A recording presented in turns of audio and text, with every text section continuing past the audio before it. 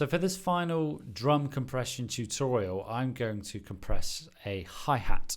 And I'm going to follow the similar technique or steps that I did for the kick drum initially in setting up my compressor. But this time I'm using an opto compressor because it's not so hard on the clamping down of the transients. It's a bit smoother.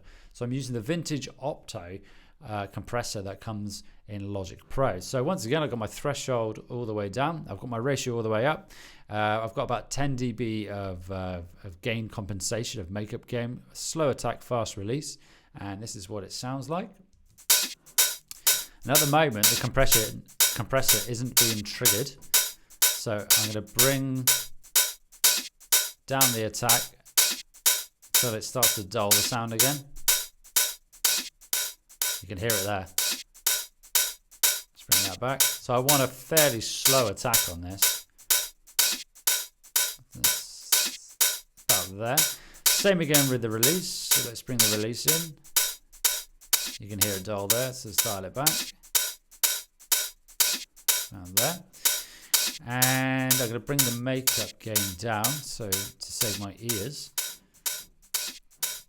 And I want a fairly high threshold on this. I'm going to set it at 10 to 1. I really want to hit that gain reduction hard. Let's bring down the threshold. Tiny bit, to be fair. So that's without. And that's with.